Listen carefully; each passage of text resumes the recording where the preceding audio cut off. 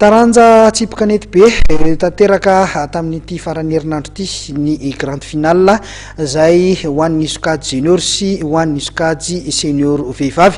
Fantatrary fa dia isolitenan'i Madagasikara any amin'ny fidinan'ny tompon-daka eran-tany any Chine izay tafavoaka tamin'ity fifaninanana ity. Norombahan'ny Tennis Newton avy amin'ny klubany Uno avy any Antsirabe ny anaram-boninahitra mahatompon-dakan'i Madagasikara eo amin'ny taranja tsipikanety be ho an'olon-droa miaraka sokajy junior.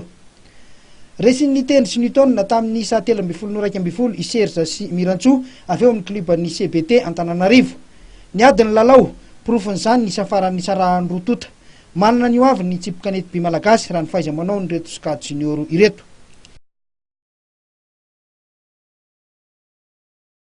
Teo amin'ny sokajy vehivavy kosa indray dia Iasina sy Mirana 3FB no voaositra ho tompon-daka rehefa nandresy any Mihaja sy Mialy avy any Fianaratsoa tamin'ny isa 13 no folo.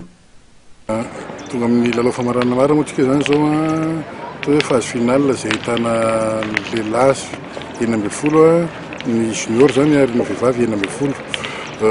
Doublette no fananatao misy ity ary zay tompon-daka eto no anakiroa amin'ireo efatra anao ny championnat du monde zay atao any Kaiwa any Chine manomboka ny faha-efatra ny volana novambra ka hatramin'ny faha-10 ny volana novambra ho avy zao. Mariko eto zany fa tino zany doublette zany hoe ny anakiroa amin'ireo zany ny anakiroa amin'ireo zay champion zay ny tonga de mandeha d'office fa ny anakiroa ndray kosa dia ho tondronay ao amin'ny staff technique ny fédération zany ny anampiana na atao hoe renforcer andreo zay tompon-daka zany. Raha amin'ny lafiny teknika amin'ny ankapobeny nanahoana tamin'ity taon'ity raha ho an'ny taranja tsipikanety be?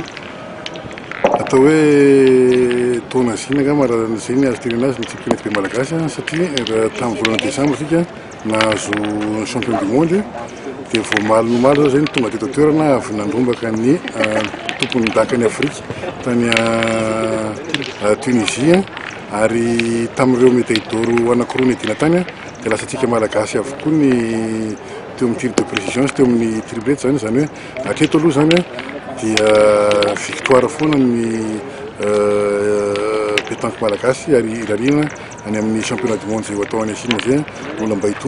Ekipa 9 teo amin'ny sokajy senior vehivavy sy 9 ihany koa teo amin'ny sokajy junior no niatrika ity grande finale ity taorian'ny dingana roa efa vita ho an'ny olon-droa miaraka eo amin'izay taranja tsipikanety be izay.